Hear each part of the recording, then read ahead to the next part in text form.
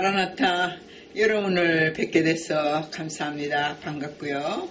오늘도 여러분과 함께 나눌 수 있는 말씀은 계속해서 예수님의 기도에 대해서 우리가 상고해 봐야겠습니다. 왜 그런가 하면은 예수님에 대한 모든 능력과 하신 공생의 일이라든가 이런 것들이 우리는 좀 많이 듣고 있어서 잘 아실 거예요. 그러나 예수님의 기도에 대해서 우리는 참 인색한 적이 많아서 우리 그 부분에 대해서 제가 같이 한번 해보려고 그럽니다. 기도하겠습니다.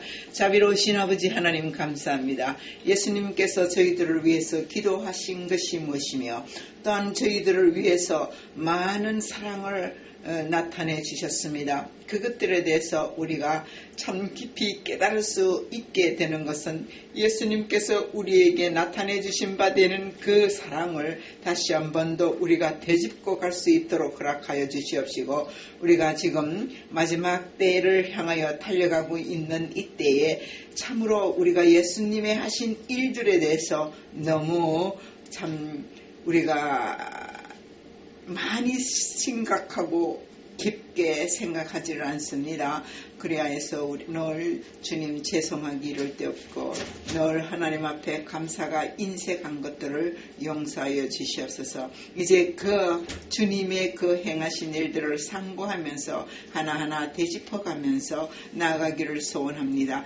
저에게 성령의 충만함을 허락해 주셔서 제 입술에 말씀을 나타내 주시옵소서. 그래서 듣는 자마다 귀를 열게 하시고 마음을 열어서 예수님을 더 가까이 갈 수 있는 귀한 말씀이 나타날 수 있도록 도와주시옵소서. 예수님의 이름으로 감사하며 기도하옵나이다. 아멘.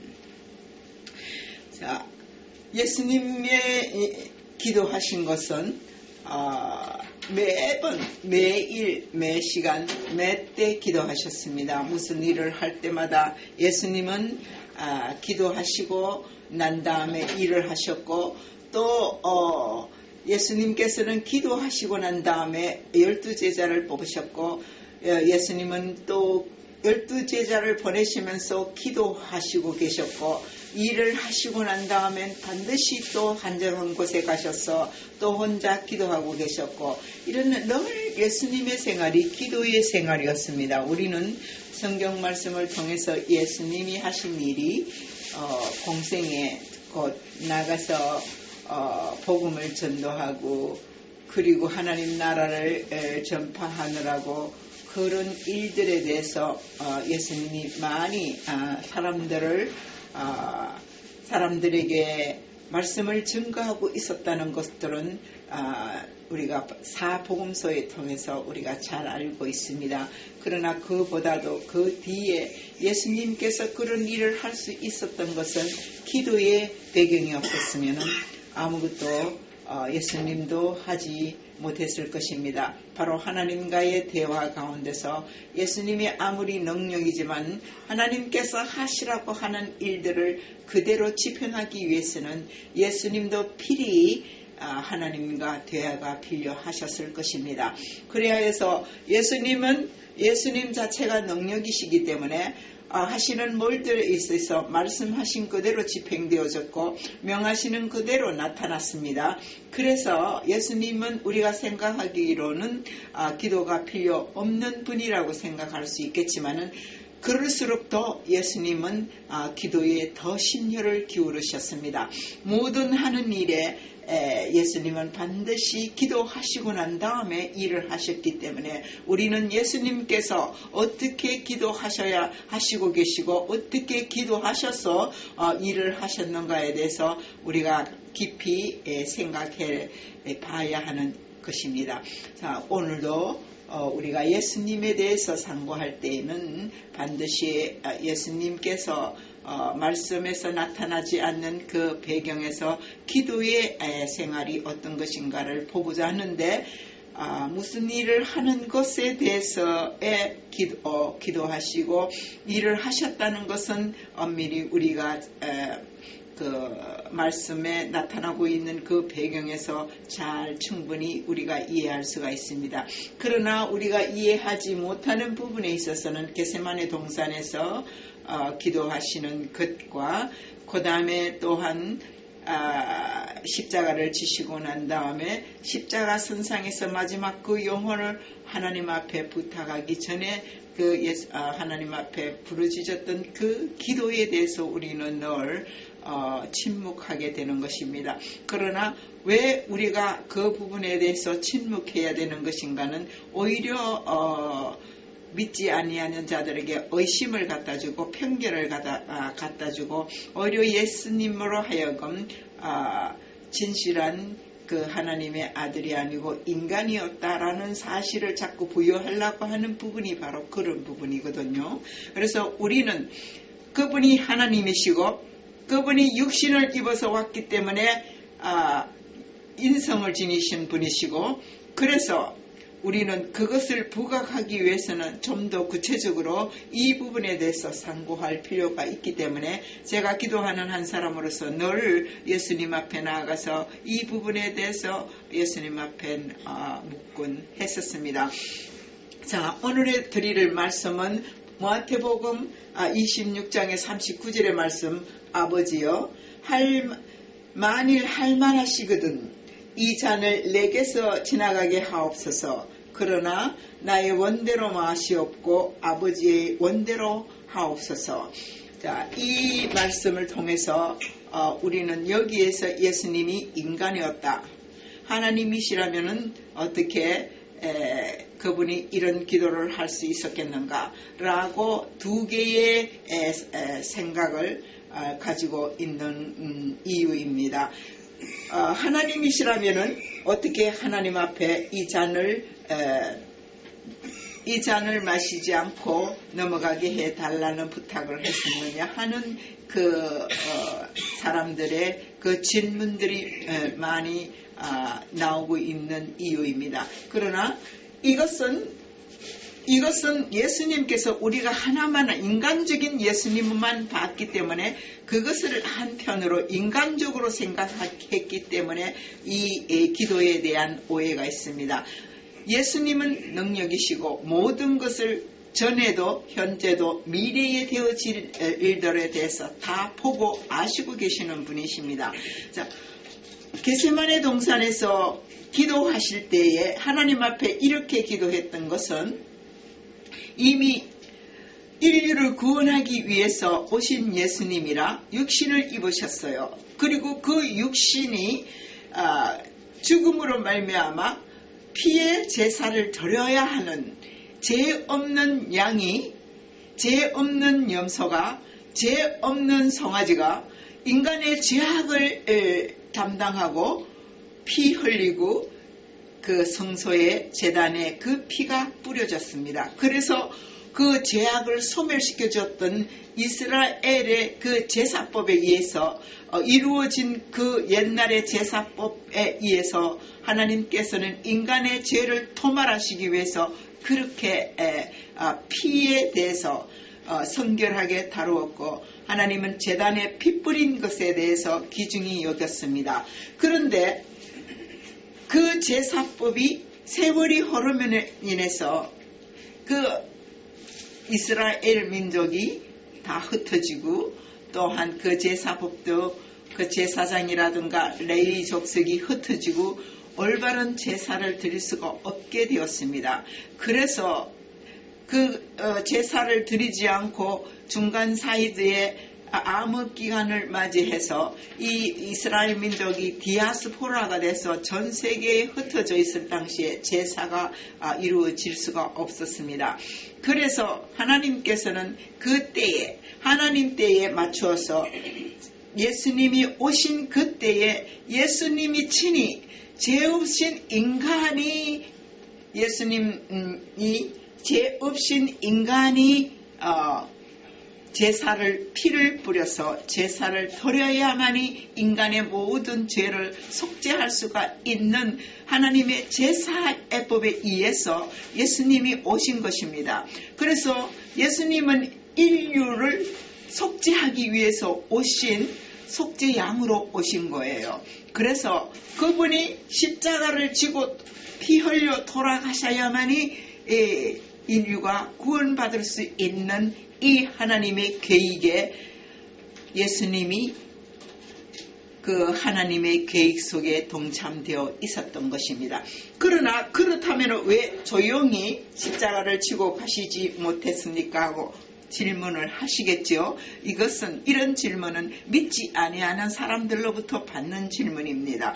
그래서 저희들이 이것에 대해서 명확히 질문에 대한 답변은 우리가 구구절절하게 말씀을 드릴 수가 없습니다. 그 사람 믿음에 우리가 부탁하는 것밖에는 없는 거지요. 그러나 예수님은 하나님이시기 때문에 과거, 미래, 현재를 다 보고 계시고 이제 예수님이 오셔서 공생애를 지내서 십자가를 지고 가시는 그때에는 이미 사탄도 알았습니다. 마귀가 이것을 알고 예수님이 이 40일 금식 기도할 때에 줄이고 목말랐을 때도 찾아가서 예수님을 시험했던 그 마귀가 예수님이 십자가를 질 때는 얼마나 좋은 기회였겠습니까? 인류를 구원하시는 속죄 제물로 드려질 때에 예수님에 대한 그렇게 곱게 십자가를 지게 하지는 않았을 것입니다. 이미 영적으로 우리가 싸움이 일어난 것은 하와가 사탄의 게임에 빠져서 이미 선악과를 따먹고 죄를 범했습니다. 하나님이 먹지 말라는 그 과일을 먹고 난 다음에 죄를 졌어요. 그래서 그 계율을 어긴 후로 인간은 계속해서 그 죽음이 왔고 그 죽음으로 인해서 우리가 하나님 앞에서 영으로는 예수님을 믿는 자들에게는 영으로는 돌아가지만 육체로는 죽음을 맞이했어요. 그래서 예수님은 우리가 영육의 구원을 입게 하기 위해서 예수님을 통하여서 영육의 구원을 입게 하기 위해서 보내신 것입니다. 그래서 어린 양의 그 대성물로서 오신 예수님은 모든 것을 알고 계셔서 마귀와의 싸움을 하기 위한 전투가 지금 시작되었다는 것을 알고 있었습니다. 그러므로 기도할 때에 마귀가 자기에게 어떻게 해하게 될지를 알고 계신 주님이었습니다. 그러면 기왕 이런 자기의 때를 맞은 마귀는 어떻게 하면 예수님을 십자가에 지고 돌아가시게 하기 전에 때려서 맞아서 그 자리에서 어떻게 하든지 간에 고통을 제극악으로 주게 만들어서 거기에서 실신하고 거기에서 비참하게 맞아서 죽어서 짐승처럼 잔인하게 죽을 수밖에 없도록 하기 위해서 예수님을 그렇게 계획하고 있었던 것을 예수님은 아실 것입니다. 그렇지 않으면은 결과적으로 보세요. 어떻게 했습니까? 그냥 40대 하나 가만매만 맞고도 십자가를 지고 돌아가셔도 되는 겁니다. 그런데 예수님만 그렇게 로마 병정을 통하여서 돌아다니면서 제사장 뜰에서 그리고 헤롯 뜰에서 그리고 빌라도 뜰에서 그렇게 많은 매를 맞아야 했던 이유는 바로 마귀는 엄청난 이 계획에 대해서 도전한 것이고 이 마귀는 어떻게 하면 예수님의 계획을 실패하게 만들 것인가를 철두철미하게 계획하고 있었기 때문에 그 계획에 대해서 예수님은 아셨습니다. 그 고통을 인간의 육체로 가진 사람으로서는 결코 지고 갈 수 있는 이 고통이 아니고 이 잔혹함에 대해서 대응할 인간의 육체가 아니라는 것을 알기 때문에 예수님은 할만하시거든. 하나님께서 할만하시거든. 이 잔을 물리치시고 다른 방법으로 하실 수 없는 것인가요? 라고 묻는 거나 마찬가지인 겁니다. 그러나 내 뜻대로 마시고 하나님 뜻대로 하옵소서. 이렇게 기도한 것은 아버지 앞에 순종하겠다는 뜻을 말씀하신 것입니다. 그 기도를 2번씩이나 했어요. 그리고 십자가를 지기 위해서 잡혀서 가야바야 대제사장 뜰로 갔는데 거기에서 조롱당하고 매를 맞았지요. 이런 이제 케이스로 올라갔는데 우리는 예수님께서 순종하기까지, 그것이 예수님 자신을 위해서 기도한 것이 아닙니다. 인류를 위해서 어떻게 하면은 이 속죄 양으로 와서 어떻게 하면은 이 하나 승리를 해서 예수님 앞에 예수님께서 승리로 하나님 앞에 영광을 돌릴 수 있는 것인가에 대해서 최고조로 간절한 마음으로 최선을 다해서 기도한 모습이 바로 겟세마네 동산의 기도입니다. 얼마나 전심전력으로 기도했으면 땀방울이 빗방울같이 되었더라. 이것은 우리가 감히 상상할 여지가 없습니다. 예수님의 이 기도는 하나님의 앞에 드리는 최고의 사랑과 순종의 모범이었습니다. 그러면 우리도 자기 십자가를 지라고 예수님은 말씀하셨습니다.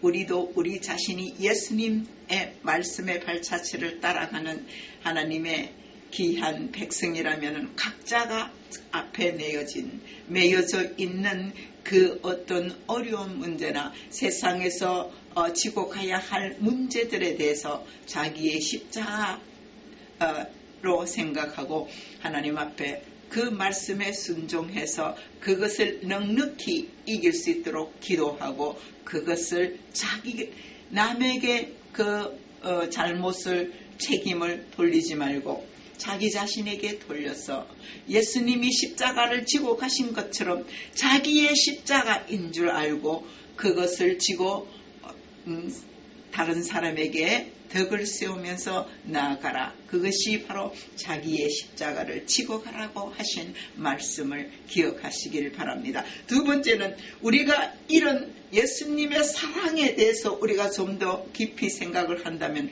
그분은 첫째 하나님을 경외하면서 하나님 앞에 절대적으로 순종했습니다. 그 다음에 두 번째로서는 그분은 긍휼한 마음을 가지고 있었어서 하시는 모든 일에 겸손하시고 그리고 그것이 긍휼을 베풀면서 모든 사람들에게 사랑으로 인해한 모습으로 그 베푸셨습니다. 그런데 가난하고 헐벗고 굶주리고 그리고 병들고 참 고통당하는 자들에게 나아갈 때 친히 손으로 그들을 어루만져주고 그들의 마음을 다스려주고 그들에게 위로하면서 나아가신 예수님을 마태복음이나 그 공간 복음을 통해서 여러분은 읽으실 수가 있을 것입니다. 예수님의 사랑을 하나하나 살펴보면 그렇게 자상하고 그렇게 겸손하고 그렇게 인내할 수가 없습니다. 제가 봐는 이유는 바로 이 예수님께서 사랑의 모습으로 모든 사람들에게 차별하지 않고 참 어렵고 고통당하는 그 자들의 속에 들어가서 그 병에 대해서 함께 고통하면서 참 애통해하면서 그들에게 참 그것을 긍휼히 여기시면서 그 병을 고쳐주시고 귀신을 쫓아내시고 그리고 또한 중풍병을 아버지 고쳐주시고 또한 아버지에게 그 고통을 기도하면서 그 자들에 위하여서 아버지 앞에 기도하면서 그 하나님 앞에 나아가서 날마다 기도하면서 그들을 위해서 말씀으로 증거하면서 그들을 낫게 해주시는 분이십니다. 바로 하나님의 아들의 모습으로서 너무나 겸허한 모습, 너무나 겸손한 모습, 너무나 순종하는 모습에서 우리는 예수님에 대해서 다시 한 번 더 그 예수님의 모습을 따라 나아가야 될 것입니다. 그 다음에 세 번째, 그 하시는 일을 끝까지 참으시고 중간에 그 반대하는 자들도 있고 바리새인도 있고 뭐 그런 자들이 와서 조롱하고 또 예수님에 대해서 의심하고 또한 그것들에 대해서 반대하는 그 사람들에게 하나도 그들에게 대적하지 아니하시고 바리새인들이 잘못 하나님의 의를 시행하고 외식하는 것들에 대해서 강력하게 책망하시고 강력하게 그것들에 대해서 꾸짖으시지만은 그래도 예수님은 끝까지 참으시고 모든 말씀을 쉽게 자연의 모든 배경을 통하여서 사람들에게 가르쳤다는 것을 우리에게 본으로서 나타내 주고 있습니다. 이러한 가운데서 그분은 하나님의 그 사랑의 자체로서 나타내 주시고 계셨기 때문에 우리는 예수님이 하나님의 모습, 하나님의 사랑의 근본 그 자체, 사랑의 자체를 우리에게 나타내 주셨다고 생각합니다. 그러면 우리는 예수님을 알게 된 것만 해도 감사한 일인데 아직도 예수님을 알지 못하는 사람들에게 어떻게 예수님에 대해서 증거해야 하는 것인가를 우리는 좀 더 깊이 예수님의 이 순종과 사랑과 이 말씀과 예수님이 주신 그 계명을 순종하면서 우리가 주의 말씀을 증거해야 한다고 계속해서 예수님은 말씀하고 있습니다. 너희가 나를 사랑하면은 나도 너희를 사랑한다고 말씀한 같이 너희가 나를 사랑하면 내 계명을 지키는 자라야 나를 사랑한다고 하셨습니다. 나를 사랑하는 자는 내 아버지도 사랑할 것이고 그에게 나를 나타내겠다고 하신 말씀을 기억하신다면 우리는 예수님의 계명을 지키면서 그분이 어떻게 기도하고 기도 생활을 중점적으로 하면서 말씀을 증거하고 계시고 그 기도 가운데서 능력이 집행되었다는 것을 우리가 깊이 깨달음이 있어야겠습니다. 쉽게 나가서 교회에서 우리는 이 말씀 한마디 한마디에 그때는 이런 말씀을 하셨기 때문에 이런 뜻이 계셨다. 물론 문자적인 해석도 필요하지만은 그보다도 더 중요한 것은 우리가 영적으로 우리가 해야 할 일이 무엇인가, 영과 육에 우리가 충돌되는 일이 무엇인가를 먼저 알아야겠습니다. 우리의 영의 일들은 하나님의 말씀은 우리의 영을 위한 말씀입니다. 세상에 있는 사상들은 우리의 육신을 위한 것입니다. 그래서 우리가 원하고 따라가는 육신의 일에 대해서는 영과의 관계가 없다는 것을 아셔야 합니다.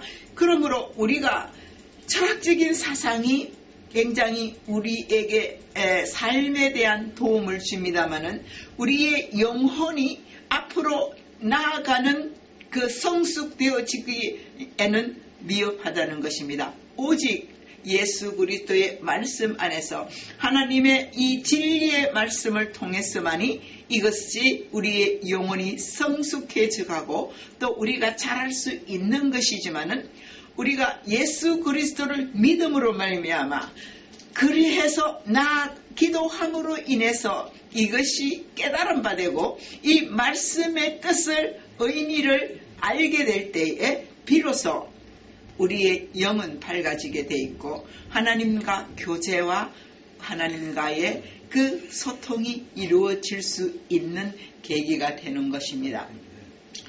그래서 우리는 기도 없이는 말씀을 읽어도 사상적인 말씀이 될 뿐이고 이것이 기도 없이는 우리의 영에는 아무런 도움이 되지를 못한다는 것을 강조하는 것입니다. 예수님도 그렇게 기도하셨는데 우리는 뉘라서 어떻게 기도 안 하고 이 말씀에 대해서 깨달을 수가 있겠으며 어떻게 하나님을 알겠습니까? 이것이 기도는 우리의 영혼의 호흡입니다. 호흡 없이는 영혼이 살 수가 없고, 우리가 음식을 먹지 않으면 육신이 쇠하여지는 것과 같이 우리가 기도하지 않으면 우리의 영혼이 쇠하여집니다. 그러므로 인해서 무엇이든지 믿는 자는, 신자는 기도부터 해야 한다는 것이고, 두 번째, 이 말씀이 옳은가 그런 것인가에 대해서 살펴 알 수 있도록 이해를 하나님 앞에 간구해야 된다는 것을 강조하는 것입니다. 그럼 마지막으로, 그러면 우리는 어떻게 그런 기도해야 할 것인가에 대해서 다시 한 번 더 우리가 생각해 보십시다. 하나님께서 내 뜻대로 마시고 아버지의 뜻대로 하시옵소서라고 간구한 적이 있습니다. 예수님은 마지막으로 두 번이나 이 잔을 내게서 할 만하면 옮기시되 내 뜻대로 마시고 아버지의 뜻대로 하시기를 원한다 하셨습니다. 그러면 우리의 기도에서도 보십시오. 우리의 기도에서도 우리가 간구하는 것이 주저리 많습니다. 그 많은 것 가운데서 우리가 기도할 때는 내 뜻대로 마시옵시고 이것이 이루어지는 것은 아버지의 뜻대로 이루어지기를 바란다는 소원을 바쳐드려야겠습니다. 이것이 우리 하나님 앞에 합당한 기도가 될 것이고, 아버지께서 기뻐 받으셔서 우리에게 주시고자 약속한 일들을 이루어 주실 것입니다. 그래서 우리는 다시 한 번 더 기도할 때에 기도의 방향을 바로잡고 기도의 중심을 바로 알아서 말씀 가운데서 기도하면서 우리 신앙생활이 더욱더 살쪄가며 풍성해지기를 예수님 이름으로 축복합니다. 감사합니다. 기도하겠습니다. 하나님 아버지 감사합니다. 은혜를 베풀어 주셔서 감사합니다. 두서 얻는 말씀을 전구했더라도 중심이 무엇인가를 알게 하시고 깨닫게 하시고 부족한 종은 하나님의 은혜를 입어 증거하는 것을 하나님 아버지와 저들로 하여금 알게 하시고, 하나님 아버지께서 저들에게 귀한 성령의 충만함을 허락해 주셔서 깨달음이 있도록 도와주시며 이 복음이 믿지 않는 자들에게까지 나아가서 예수님을 믿어야만 된다는 것을, 우리가 구원받을 수밖에 없는 인간이라는 것을 깨닫게 하여 주시옵소서. 예수님의 이름으로 감사하며 기도하옵나이다. 아멘.